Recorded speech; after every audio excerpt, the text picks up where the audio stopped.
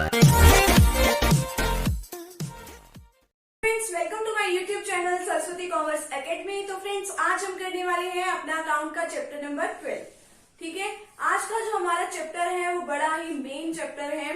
ठीक है, आज के चैप्टर में हम डिस्कस करने वाले हैं स्पेशल पर्पस ऑफ सब्सिडरी। ये हमारे चैप्टर का नेम है। 12 चैप्टर है हमारा +1 अकाउंट्स का। ठीक है, इससे पहले जो हम 11 चैप्टर्स हैं वो हम डिस्कस कर चुके हैं। अगर आपको उसमें से किसी भी चैप्टर में कोई भी दिक्कत है तो आप डिस्क्रिप्शन बॉक्स में जाइए, आपको वहां पे प्लेलिस्ट मिलेगी हर एक चैप्टर की।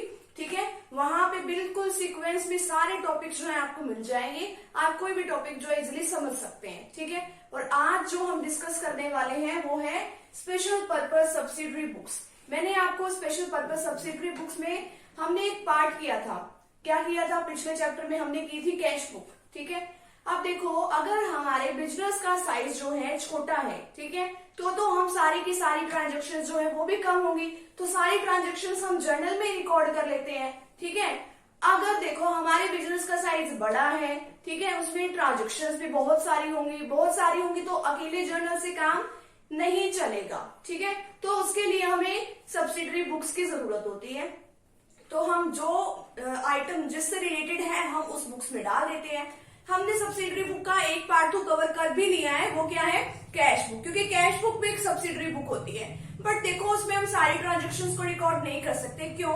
क्योंकि कैश बुक में हम कैश से रिलेटेड आइटम्स ही रिकॉर्ड करते हैं। ठीक है, कि कितनी हमारे पास कैश आई है, ठीक है, और कितनी हमारे पास से कैश गई है, हम सिर्फ उसी को रिकॉर्ड करते हैं और किसी चीज को हम रिकॉर्ड नहीं कर सकते। तो इसीलिए हमारे पास कुछ और भी सब्सिडरी बुक्स हैं। पहले तो इधर देखिए कौन कौन सी सब्सिडरी बुक है। परचेज बुक है, सेल्स बुक है, परचेज रिटर्न बुक है, सेल्स रिटर्न बुक है और जनरल प्रॉपर है। ये 5 तरीके की 5 वेज है इसके रिकॉर्ड करने के। ठीक है, हम अलग अलग ट्रांजेक्शन्स को रिकॉर्ड कर सकते हैं। अब देखो, जो हमारा फर्स्ट है परचेज बुक। परचेज बुक किसके लिए होती है? ये आपको सिर्फ इन 5 को ही लर्न करने की जरूरत है, बस और कुछ लर्न करने की जरूरत नहीं है। बिल्स रिसीवेबल है, वो आपको करने की जरूरत नहीं है, आप इतना ही कर लीजिए, बहुत है।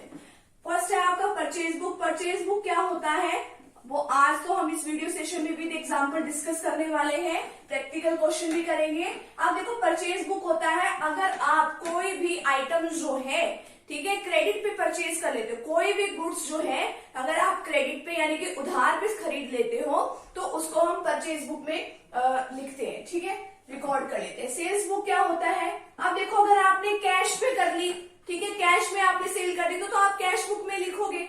अगर आप क्रेडिट में कोई भी सेल कर रहे हो तो वो आप इसके अंदर रिकॉर्ड करोगे। ठीक है, नेक्स्ट है परचेज रिटर्न बुक।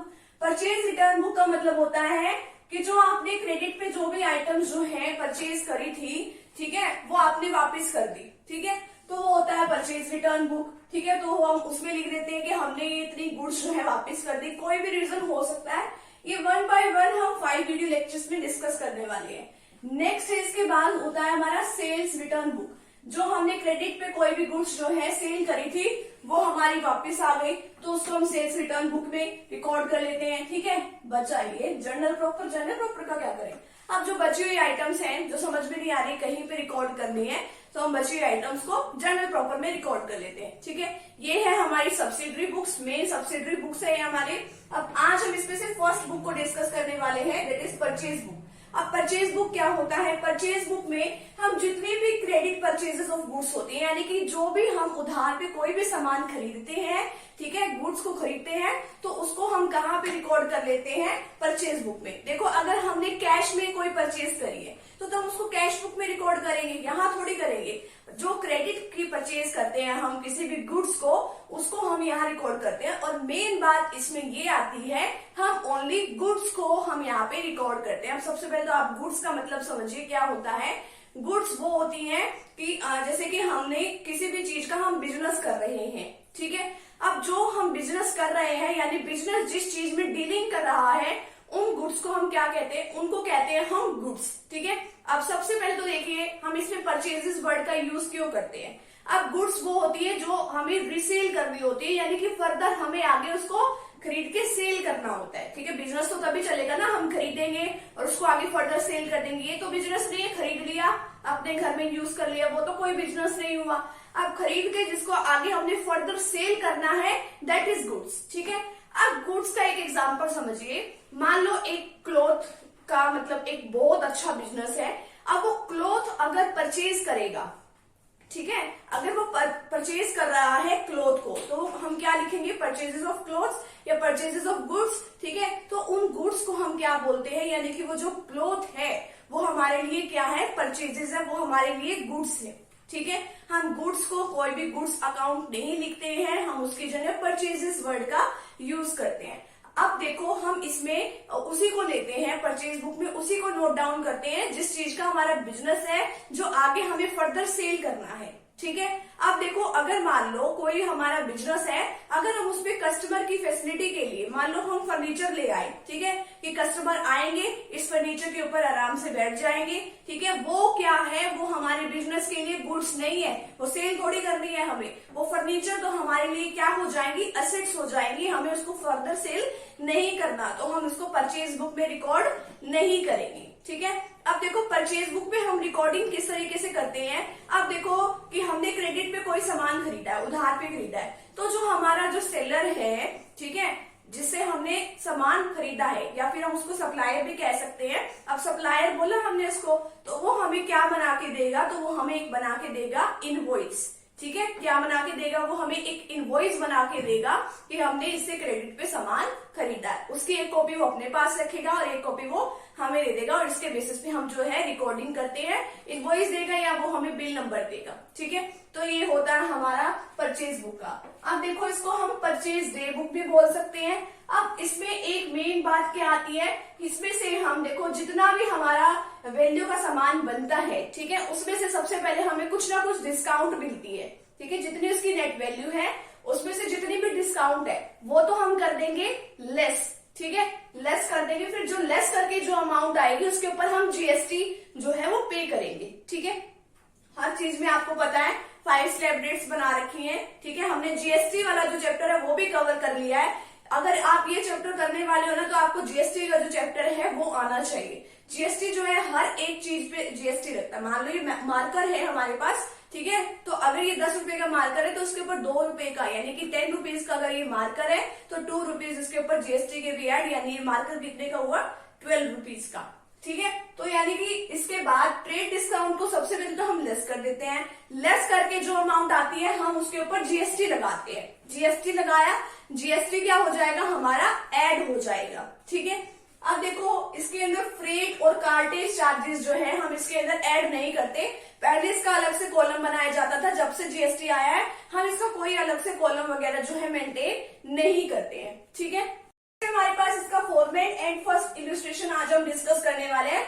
सबसे पहले तो आपको इसका फॉर्मेट पता होना चाहिए कि परचेज बुक का किस तरीके से फॉर्मेट बनाया जाता है। अगर आपको एक फॉर्मेट भी समझ में आ गया ना, तो यानी आप ये समझ सकते हैं आपको ये पूरा चैप्टर समझ में आ गया। ठीक है, अब देखो सबसे पहले हम कुछ भी करें तो हम क्या करते हैं, डेट लिखते हैं। ठीक है, डेट लिखी हमने यहाँ पे। ठीक है, जो भी डेट है बस आपको वो लिखनी है, यहाँ पे आपके क्वेश्चन में गिवन होगी। नेक्स्ट आएगा आपके पास पर्टिकुलर्स। पर्टिकुलर्स में आप क्या लिखोगे, सप्लायर का नेम वगैरह लिखोगे और फर्दर डिटेल लिख दोगे कि किससे हमने सामान खरीदा है। ठीक है, कितनी क्वांटिटी में खरीदा है, कितना उसका प्राइस वगैरह का रेट लिख देंगे। ठीक है, तो ये सब हम करते हैं इसके अंदर। इनवॉइस नंबर मैंने आपको अभी भी बताया कि इनवॉइस नंबर क्या होता है, कि जो भी आपका कोई भी सप्लायर या कोई भी जो सेलर है, अगर आप क्रेडिट पे किसी से भी सामान खरीदोगे तो आपको एक इनवॉइस नंबर देगा या आपको एक बिल नंबर देगा। ठीक है, तो आप उसमें यहाँ पे रिकॉर्डिंग करते हो। इनवॉइस नंबर हो गया। नेक्स्ट है एलएफ। एलएफ का मतलब होता है लेजर फोलियो। इसमें एक एलएफ होता है लेजर फोलियो, यानी कि लेजर वगैरह में कुछ पोस्टिंग वगैरह करनी है तो डिटेल्स में हम लिखते हैं कोई भी कितने रुपए की ये अमाउंट है, कितना टोटल ये बना, तो सारी डिटेल कि कितने की अमाउंट है, कितना हमने ट्रेड डिस्काउंट लेस करा है, कितना हमारे ऊपर जीएसटी बना है, देन टोटल। ठीक है, अब नेक्स्ट कॉलम हम बनाते हैं परचेजेस का, कि परचेज की टोटल वैल्यू, जितना भी हमने सामान खरीदा है कि परचेज की वैल्यू कितनी आई है वो लिख देंगे।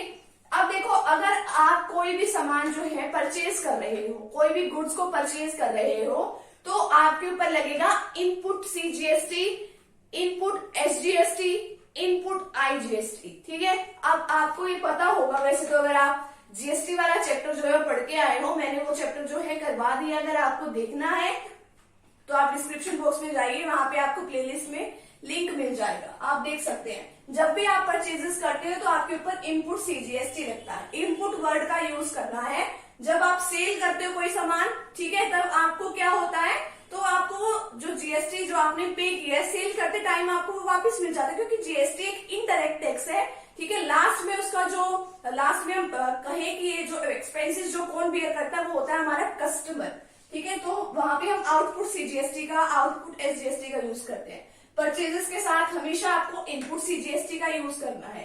अभी मैं बताऊंगी कि इन दोनों का कब यूज करना है, ठीक है, इनपुट सीजीएसटी का और इनपुट एसजीएसटी का, और इसका कब यूज करना है, ठीक है। तो फिर आपने फर्दर 3 कॉलम्स बना लेने हैं। लास्ट में आपने बनाना है कि टोटल अमाउंट जो है वो कितनी है, ठीक है।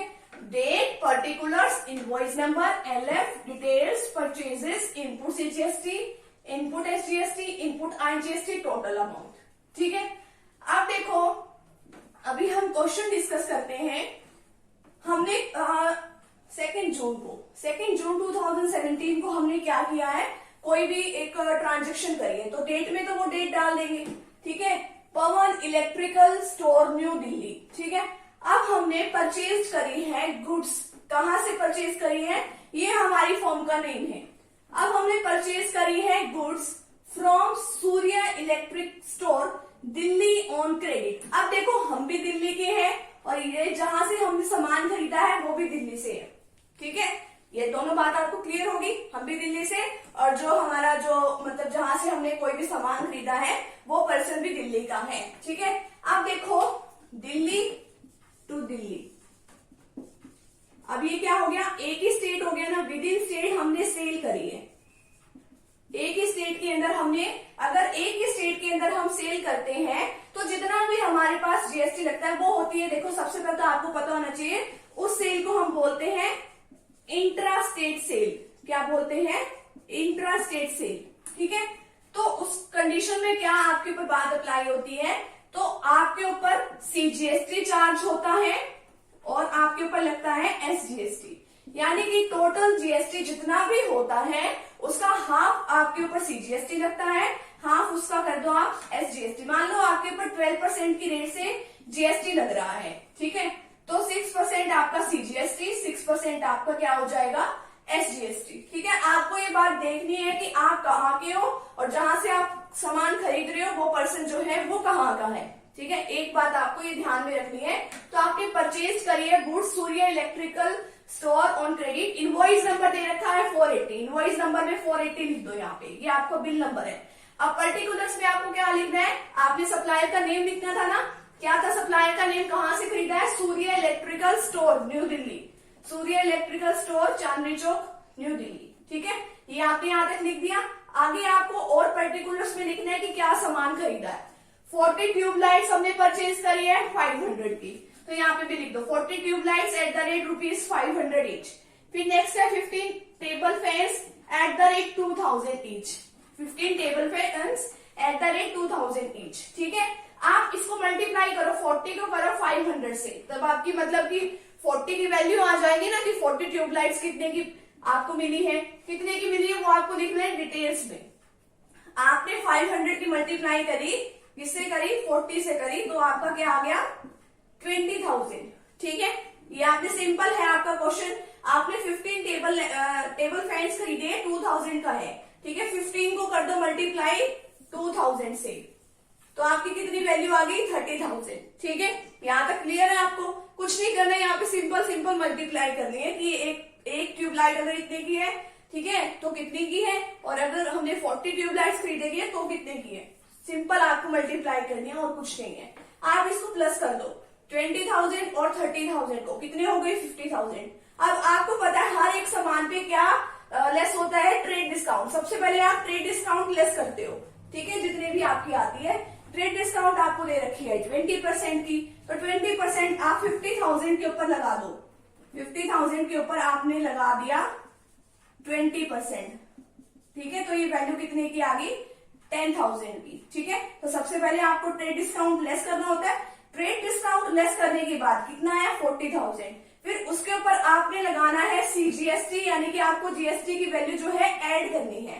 अब देखो दिल्ली टू दिल्ली है ठीक है, विद इन स्टेट हमने सप्लाई करी है, ठीक है, तो हमारे ऊपर दो तरह के टैक्सेस लगेंगे, सीजीएसटी एंड एसजीएसटी, ठीक है। तो हाफ हाफ उसकी रेट ऑलरेडी हमें गिवन है 6% एंड 6%। अगर मान लो हम थे दिल्ली के, वो जो दूसरा पर्सन था वो मान लो था मुंबई का, ठीक है, तो हमारे ऊपर कौन सा टैक्स लगता, तो हम लिखते आईजीएसटी में टोटल अमाउंट जो है टैक्स की लिख देते 12%। 12% निकाल के हम यहाँ लिख देते। अब तो सीजीएसटी हमें 6% दे रखा है, 40,000 का 6% निकालो, 6/100 करके 2400 आ जाएगा, ये हमारा है सीजीएसटी। अब देखो सीजीएसटी है ये एट द रेट 6%, एसजीएसटी भी हमारा है 2400, इतने का ही बनेगा। इसकी टोटल अमाउंट को ऐड कर दो, 40,000, 2400, 2400, ठीक है, कितना आ गया टोटल 44,800।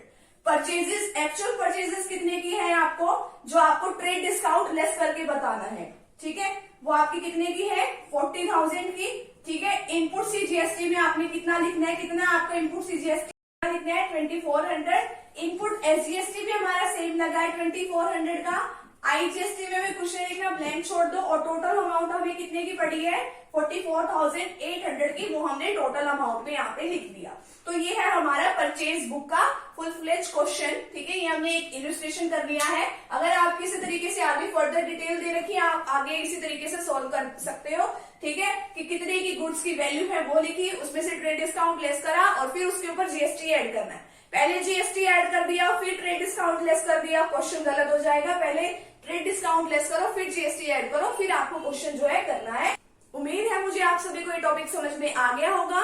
तो नेक्स्ट वीडियो सेशन में हम डिस्कस करने वाले हैं हमारी सेल्स बुक के बारे में कि हमारी सेल्स बुक क्या होती है। तो हम नेक्स्ट वीडियो सेशन में हम वो वाला पार्ट जो है वो डिस्कस करेंगे। तो फ्रेंड्स, अगर आप चैनल पे न्यू है तो चैनल को आप प्लीज सब्सक्राइब कर दीजिए, वीडियो को लाइक कर दीजिए, बेल आइकन को आप प्रेस जरूर कर दीजिएगा। तो मिलते हैं नेक्स्ट टॉपिक के साथ एंड नेक्स्ट वीडियो के साथ। Thank you very much.